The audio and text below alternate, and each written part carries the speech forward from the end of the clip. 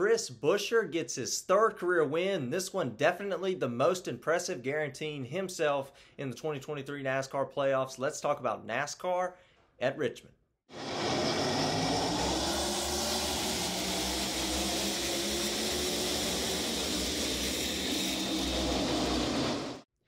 Hello everybody, welcome to Dirty Air. I'm your host Alex Lambert, and let's talk about NASCAR in Richmond and Chris Buescher getting his third career win while the playoff grid continues to heat up with now 4 races to go. Let's get on into it. I want to start out by saying I'm not in my usual studios. I'm actually currently in Daytona, so I was able to visit the racetrack, and I'm currently staying at some relative's house right now, which is why I don't have my typical background. I tried to add a few NASCAR items in the background over there. But anyway, we were able to catch the race today, and it was a somewhat decent race. I think it was typical Richmond, a little bit of strategy involved, not a whole lot of action like we used to see at Richmond, but it was a decent race. It was a solid race, but we got to see Chris Buescher for RFK get his third career win and his second for RFK, but this one was definitely the most impressive, and we can kind of dive into that and why this was the most impressive, because we've seen Chris Buescher with his first 2 wins. Obviously, the first one was more of a fluky type situation back in 2016 at Pocono with a shortened fog race, and then last year at Bristol, he was able to lead the most laps. That one was impressive, but I think that one is still not as impressive as this one because of the fact if we go back to that Bristol race, there were a lot of mechanical failures. The next-gen car was kind of in one of its bad moments at that time where a lot of cars were breaking down, a lot of cars were having parts failures, tires go out, and last year was really kind of a fluky situation all around. We had a lot of different winners last season, but this season we have only now 12 different winners, and it doesn't look like we're going to get as many as we got a year ago. I think it was like 20-something a year ago. It doesn't look like we're going to get that. We're seeing more drivers be more consistently up front, and Chris Buescher has been one of those. He hasn't had winning speed all year long. He's been in the top 10 for most of the season. Like I said, he was like 100-something points in the playoffs. He was guaranteed in the playoffs points-wise if there wasn't 3 more winners. Well, now he's guaranteed in on wins. And another big thing with Chris Buescher today is the fact that he gets 5 bonus points going into each round of the playoffs. Right now, I think the playoffs are so tight. I would look at, being out in the first round. I think that Chris Buescher has a very good shot to make it to the second round, potentially even the third round with the amount of speed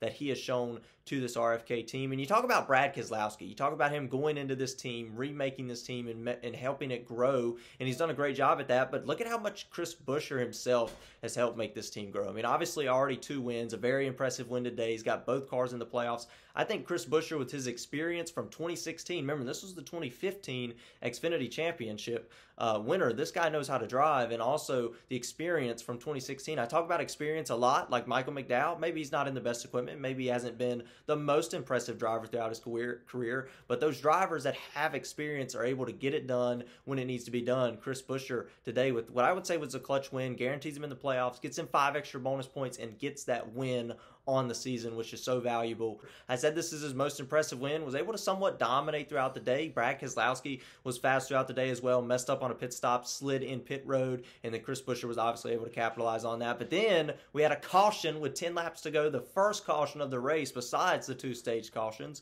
and Chris Buescher is able to excel on that restart on the low lane, clear Denny Hamlin, who's been in the all the talk right now for being too aggressive, knocking drivers out the way, whether that's true or not. But Denny Hamlin's been in the conversation for that the last few weeks. He's able to excel past him, Kyle Busch right behind him, and some other hungry drivers right behind him, and he's able to get over that and win the race at Richmond. So definitely Chris Buescher's most impressive performance, and I would not be surprised to see him win some more races this season. When we go to some short tracks, you have Brad Keselowski been running good all year, Chris Buescher been running good all year, Kevin Harvick, extremely talented drivers, Logano's been finding ways to get finishes, but the Fords overall this year have really struggled except for at the short track, so it's good to see Chris Buescher able to capitalize, get a win today. So let's go ahead, let's take a look at the top 10 here. I mentioned Chris Buescher finishing first, Denny Hamlin, who was in second on the final restart on the high side, just wasn't able to find it to stick. He tried to dive it in really hard there. I believe it was with 2 laps to go, slid up the racetrack, eliminating his shot to get to Chris Buescher and have a shot at the win. Kyle Busch with the solid 3rd place finish. I think that's a very big one, because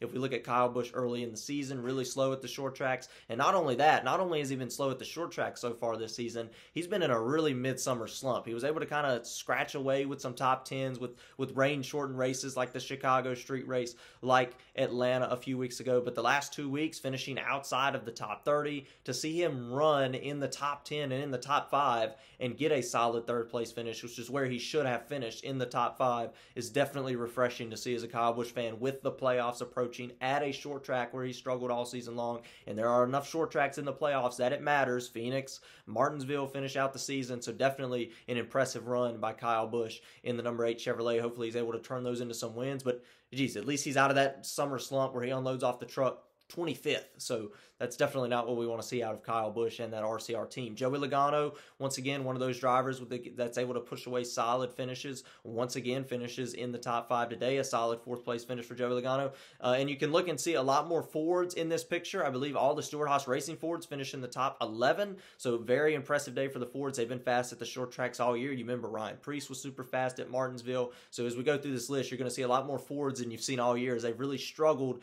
at the bigger facilities. You have Ryan Preece, like I just mentioned, dominated Martinsville in a way, led like the first half of the race and got a pit road speeding penalty. That was frustrating for him. Track position was so key at that track. He was unable to come back, get a solid finish, but finished 5th today. Brad Keselowski, like I said, was a contender for the win to battle with his teammate Chris Buescher, but slid through the pit box on the final pit stop, which is such an uncharacteristic mistake by Brad Keselowski. I think that makes it even more frustrating. He was leading, had a shot to at least finish in the top 2, and then slides through his pit box, cost him a ton of time in the pit stop.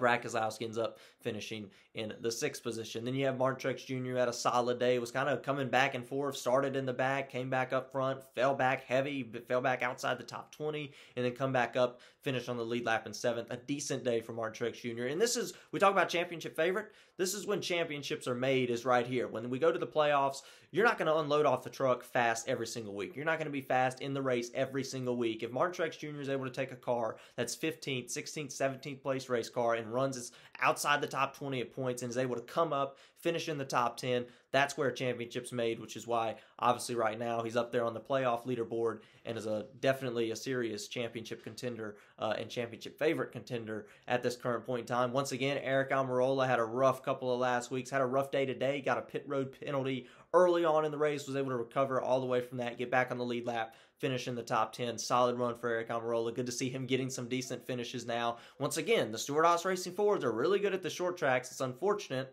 for them that we don't have any more of those before the playoffs start, because I don't see a way like Almirola, Preece, or those guys would get in off a win, or Briscoe, who finished 11th, would get in on a win this season. But definitely some short tracks coming up in the playoffs where they could at least scratch away a win, even if they're not in the playoffs. Austin Dillon with another solid finish. Once again, RCR, Kyle Busch's teammate. Austin Dillon's really had a rough couple of weeks, was running decent last week, has not run that well this season for Austin Dillon, but showing a little bit more speed. I think Kyle Busch is helping that number 3 team excel and do a little bit better. So it's exciting to see Austin Dillon back in the top 10. He's been in the top 10 a little more frequently lately, been running better a little more frequently lately, needs to work on finishing out these races a little more, but Austin Dillon in the top 10 at a short track and RCR Chevrolet is definitely a confidence booster for that team. Kevin Harvick, once again, is really consistent right now in that Stewart-Haas Racing Ford. Even at the tracks that we go to where the Fords aren't fast, he's most of the time, between him and Logano, are the top finishing Ford. Harvick's very consistent this season, finished once again in the top 10.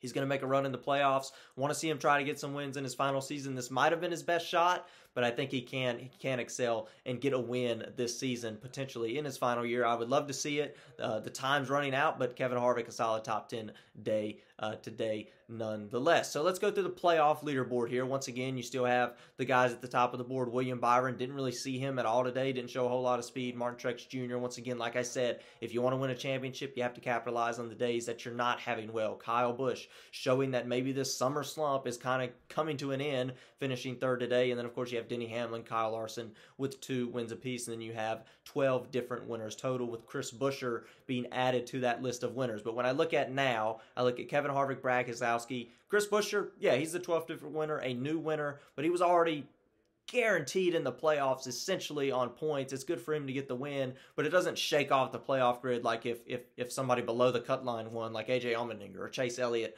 or Alex Bowman were able to get a win. It doesn't shake up the cut line as much. It really not at all. I mean, we still have Kevin Harvick in by 182, Brad Keselowski in by 182, 4 races to go. Don't see anything knocking these drivers out. I mean, 182 in, 151 in.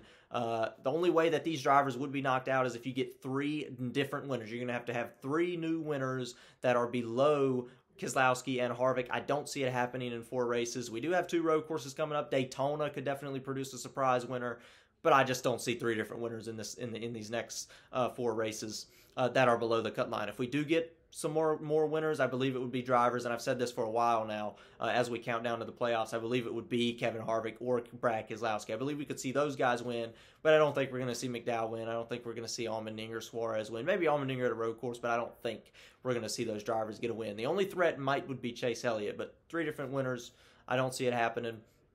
Bubba Wallace with a solid day today, was able to finish in the top 15. I believe he got some stage points on the day. Been running better, been capitalizing on stage points, which is important. He's now 54 points above. That's not safe at all. 4 races to go, but it gives him a cushion. Like I said last week, it puts him in control. He can have a decent week, and the guy that he's racing with, Michael McDowell, Ty Gibbs, AJ Allmendinger, could have a great week, finish in the top 2. And Bubba Wallace is still going to have the advantage because he's in control. So if he doesn't have a disastrous week, Bubba Wallace has the advantage right now, 54 points in. Michael McDowell, didn't really see a whole bunch from him today. I believe he was running decent inside the top 10 for the early stages of the race, fell back with strategy, and then fell back as the car continued to fade. But Michael McDowell solidly 18 points in the playoffs right now. We'll have to see if he's able to hold that for just a few more races coming up. And once again, you could always get that surprise winner. You go to Daytona, we go to 2 road courses, we go to Michigan next week, which can produce a Ford winner. The Fords haven't been fast all season long until this point of the year. Somebody below that cut line wins, like Chase Elliott, like a Ford below the cut line, Chase Briscoe, Eric Almirola, that moves that cut line up 1, and that would knock McDowell out. So McDowell's kind of hanging on for dear life.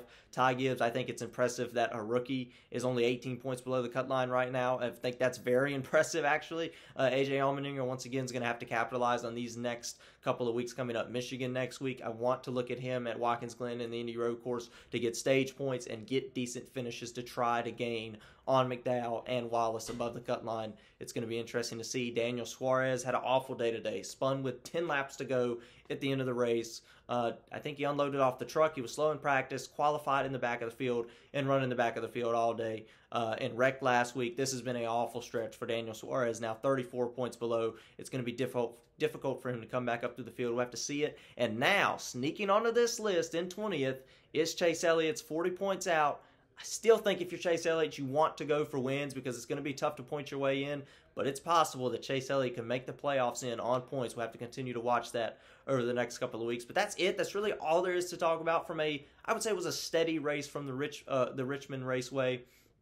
In a somewhat entertaining race. Like and subscribe if you like the video, and tune in for my Michigan race review next week. Should be exciting. Michigan's a fast track. I really like that one. And of course, about Kyle Busch getting that top 3.